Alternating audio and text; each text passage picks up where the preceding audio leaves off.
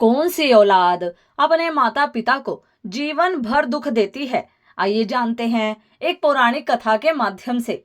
जिस औलाद में यह तीन गुण होते हैं, वह औलाद अपने माता पिता को जीवन भर बहुत दुख देती है। वह तीन गुण कौन से हैं? चलिए जानते हैं एक प्राचीन कथा के माध्यम से। बहुत समय पहले की बात है। प्रतापगढ़ राज्य में सूरजभान नाम का एक राजा राज करता था। उसकी एक बहुत ही सुंदर कन्या थी जिसका नाम था रमा। रमा को अपनी सुंदरता पर बहुत ही ज्यादा घमंड था। वह अपने माता पिता की शुरू से ही लाडली बेटी थी, इसीलिए वह पूरी स्वतंत्रता के साथ खेल कूद कर बड़ी हुई। उसे इस बात का भी अभिमान था कि वह एक राजकुमारी है। वह अपने आगे किसी को कुछ नहीं समझती थी। चलते फिरते लोगों का अपमान करती रहती थी। हर बच्चे को, चाहे वह बेटी हो या बेटा, जरूरत से अधिक आजादी उन्हें बिगाड़ देती है। और उन्हें बिगाड़ने में सबसे बड़ा योगदान उनके माता पिता का ही रहता है। बच्चे यदि मनमानी करने लगे तो माता पिता को उनकी तरफदारी नहीं करनी चाहिए, बल्कि उनकी गलती पर उन्हें समझाना चाहिए। जरूरत पड़े तो डांट फटकार कर भी लगानी चाहिए। और बच्चे भी आपकी बात तभी मानेंगे जब आपने उन्हें बचपन से समझाया होगा, उनकी हर एक गतिविधि पर नजर रखी होगी, उन्हें आदर्श का पाठ पढ़ाया होगा, उन्हें संस्कारों से सींचा होगा। यदि माता पिता ने ऐसा नहीं किया होगा तो औलाद बड़े होने पर आप उन्हें दंडित करके भी उन्हें नहीं सुधार सकते। तब तो आपका समझाना भी उनको नुकीले तीर की भांति चुभेगा। वह आपके वश से बाहर हो जाएंगे। राजा सूरजभान की कन्या जब बड़ी हो गई और विवाह के योग्य हो गई तो उसके लिए शादी के रिश्ते आने लगे। लेकिन जो भी रिश्ता आता तो रमा अपने दुष्ट स्वभाव के चलते उसे वापस लौटा देती थी। उसके लिए न जाने कितने ही रिश्ते आए, परंतु उसने सबको अपमानित करके और उनकी हंसी उड़ाते हुए वहां से वापस कर देती थी। राजा सूरजभान भी अपनी बेटी की इन हरकतों से बहुत परेशान हो चुका था। फिर एक दिन राजा ने रमा के लिए अपने राज्य में एक स्वयंवर का आयोजन किया। कई जगह के राजकुमार और राजा महाराजा स्वयंवर में भाग लेने के लिए आए। सारे राजा महाराजा आकर अपने अपने आसन पर बैठ गए। उधर राजकुमारी रमा हाथ में वरमाला लेकर अपनी सहेलियों के साथ राज दरबार में आई। रमा अपनी सुंदरता के घमंड में भरी हुई थी। सभी राजकुमारों को गौर से देखते हुए आगे बढ़ने लगी। वह जिस भी राजकुमार के सामने पहुंचती तो उसकी किसी न किसी बात पर खिल्ली उड़ाती और आगे बढ़ जाती। फिर सभा के बीच राजकुमारी की बातों से अपमानित होकर वह सभी राजकुमार सभा से उठकर चले जाते हैं। यह बात राजा सूरजभान को बहुत बुरी लगती है और राजा साहब सोचने लगते हैं कि इस लड़की ने तो दरबार में आए हुए हमारे सभी मेहमानों को बेइज्जत किया है। इस लड़की को इसकी दुष्टता का दंड अवश्य मिलेगा। गुस्से में राजा ने भरे दरबार में यह घोषणा कर दी कि मैं अपनी बेटी की ऐसी हरकत के लिए आप सबसे क्षमा मांगता हूं, परंतु आज मैं सबके सामने यह घोषणा करता हूं कि इस कन्या का विवाह अब मैं किसी राजकुमार से न करके किसी भिखारी के साथ करूंगा, जो रोज भीख मांग कर ही अपना पेट पालता हो और उसके साथ रहकर यह भी भीख मांग कर ही खाएगी, तो इसे अपनी करनी पर पछतावा होगा। राजा की ऐसी घोषणा सुनकर दरबार में बैठे सभी मंत्री गणों ने राजा की बहुत प्रशंसा की। सभी कहने लगे कि राजा साहब ऐसी असभ्य और असंस्कारी कन्या के साथ ऐसा ही होना चाहिए। इतना कहकर वह सभी मंत्रीगण राजा के दरबार से चले गए। तभी वहां से एक गाना गुनगुनाता हुआ भिखारी गुजर रहा था। भिखारी की आवाज सुनकर राजा ने अपने नौकर को भेजकर उस भिखारी को अपने दरबार में बुला लिया। उस भिखारी की बहुत ही दयनीय दशा थी। मैले कुचैले और फटे पुराने वस्त्र पहने हुआ था। उसके हाथ में एक लकड़ी का डंडा था और लंबी सी दाढ़ी थी। भिखारी राजा के सामने जाकर खड़ा हो गया और अपनी मीठी आवाज में कुछ गीत गुनगुनाने लगा। भिखारी की मीठी आवाज सुनकर राजा बहुत प्रसन्न हुआ। प्रसन्न होकर राजा ने भिखारी से कहा, मैं तुम्हें इनाम के रूप में मेरी बेटी को सौंप रहा हूं। आज से यह तुम्हारी पत्नी है। तुम इसे अपने साथ ले जाओ और जैसा भी रूखा सूखा मिले तुम स्वयं खाना और इसको भी खिलाना। अपने पिताजी का ऐसा कठोर निर्णय सुनकर रमा बहुत दुखी हुई कि उसके पिताजी ने यह क्या कर डाला। पहले तो उसने भिखारी के साथ जाने से साफ मना कर दिया, परंतु उसके पिताजी का आदेश था, इसलिए उसे विवश होकर भिखारी के साथ जाना पड़ा। राजा सूरजभान ने कहा, बेटी, तुमने किसी राजघराने में जाने का अधिकार पूरी तरह से खो दिया है। अब से यह भिखारी ही तुम्हारा पति है। इसी के साथ में तुम्हें अपना जीवन बिताना पड़ेगा। अगर तुमने इसे धोखा दिया या इसका साथ छोड़ा तो तुम्हें मृत्यु दंड भी दिया जा सकता है। राजा ने रमा का विवाह उस भिखारी से करने के बाद उसे अपने घर से विदा कर दिया। रमा रोती बिलखती भिखारी के साथ चली गई। भिखारी उसे लेकर खुशी खुशी एक जंगल में लेकर चला गया। उस जंगल में उसकी एक अत्यंत सुंदर कुटिया थी। उस कुटिया के पास ही उस भिखारी ने एक आम का पेड़ लगाया था। उस पेड़ पर बहुत सारे आम के फल लगे हुए थे। नजदीक ही एक बहुत बड़ा और हरा भरा खेत था। रमा ने उस भिखारी से पूछा कि यह खेत किसका है। तो भिखारी ने जवाब दिया कि राजकुमारी, मैंने ऐसा सुना है कि यह खेत उसी दाढ़ी वाले राजकुमार का है जिसे तुमने अपने स्वयंवर में दाढ़ी वाला बकरा कहकर अपमानित किया था। हे राजकुमारी, आपका दुर्भाग्य देखिए, बदकिस्मत से आपको उस दाढ़ी वाले की तरह ही मैं भी लंबी दाढ़ी वाला ही मिला हूँ। अगर तुम उस दाढ़ी वाले से विवाह कर लेती तो आज इस खेत की तुम स्वयं मालकिन होती, परंतु अब पछताने से कोई फायदा नहीं है। अब तो तुम्हें मुझ जैसे भिखारी के साथ ही जिंदगी भर रहना है। फिर कुछ दूर आगे चलने पर राजकुमारी रमा को सुंदर फल फूलों से लदा हुआ एक बाग दिखाई देता है। रमा ने कहा, थोड़ी देर इस बाग में ठहर कर विश्राम कर लेते हैं। यह बाग किसका है? भिखारी ने उत्तर दिया कि राजकुमारी, यह बाग भी उसी दाढ़ी वाले बकरे का है जिसका तुमने अपमान किया था। इसलिए अति शीघ्र विश्राम करके यहाँ से निकल चलो, वरना उस दाढ़ी वाले राजकुमार को पता चल गया तो वह हमें अपमानित करके भगा देगा।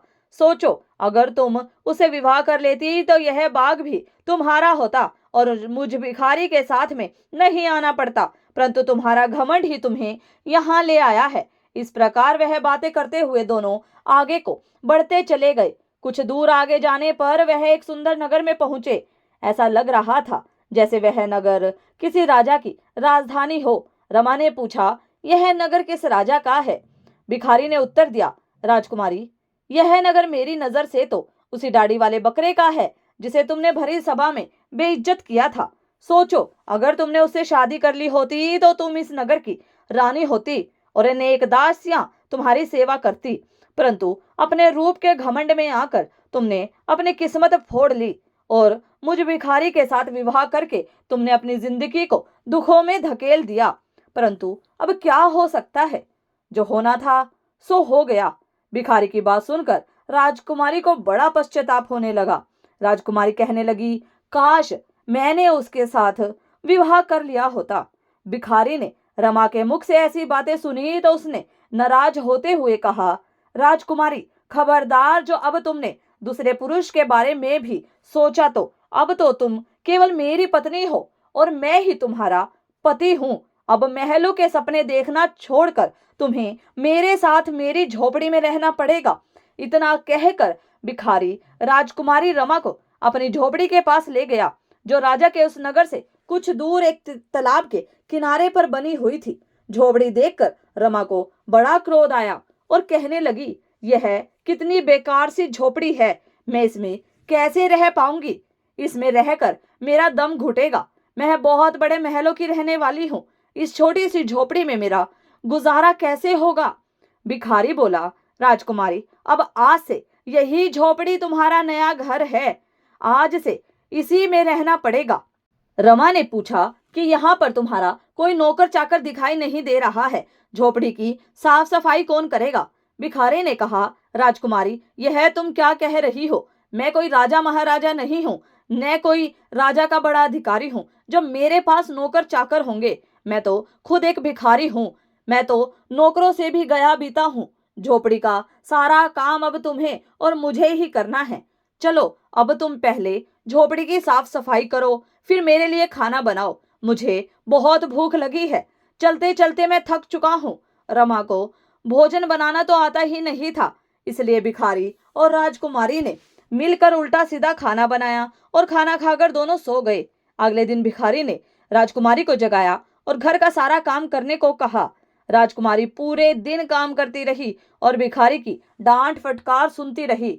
2-3 दिन इसी तरह से बीत गए। घर में जो कुछ खाने को था वह भी खत्म हो गया। भिखारी बोला, राजकुमारी, अब खाने को तो कुछ बचा भी नहीं। जो कुछ मैंने मांग कर रखा था वह सब खत्म हो चुका है। आगे की जीविका चलाने के लिए हमें कुछ काम करना पड़ेगा। एक काम करो, मैं तुम्हें इस आम के पेड़ से आम तोड़कर दे दूंगा, तुम इनको बाजार में लेकर जाकर बेच कर आना।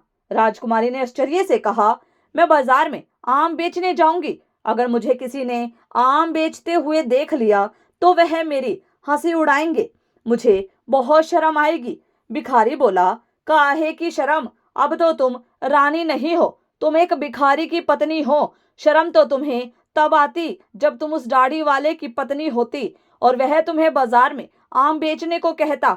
अब अगर शर्म ही आती है तो फिर भूखे मरो। मजबूर होकर राजकुमारी बाजार में आम बेचने के लिए चली गई और एक सड़क के किनारे आम रखकर बैठ गई और दिन भर आम बेचती रही।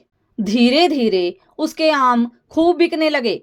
फिर एक दिन की बात है, जब राजकुमारी सड़क पर बैठी आम बेच रही थी, तभी वहां पर एक राजा का सैनिक आता है और वह लात मारकर उसके सारे आम इधर उधर फैला देता है और कहता है, खबरदार, जो रास्ता रोककर आम बेचे तो उसके सारे आम फूट गए। उसका बहुत नुकसान हो गया था। राजकुमारी को बड़ा दुख हुआ।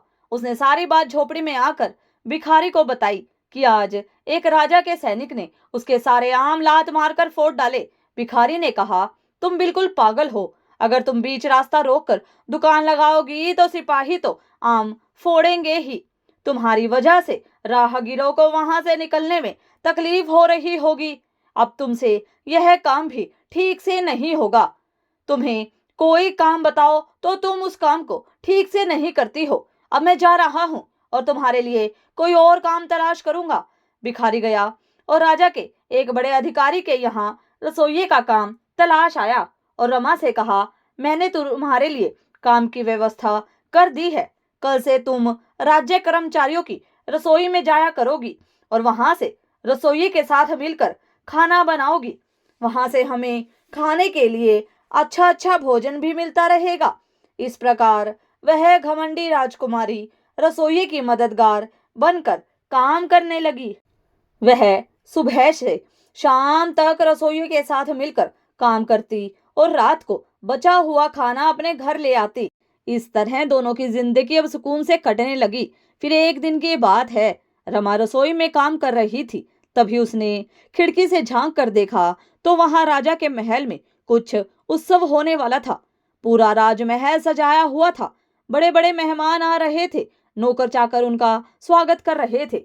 महल में बड़ी धूमधाम थी। राजकुमारी वह सब देखकर अपनी किस्मत को कोस रही थी। अपनी किस्मत पर आंसू बहा रही थी और सोच रही थी कि काश मैं भी इतनी घमंडी नहीं होती तो मुझे यह दिन देखने को नहीं मिलता।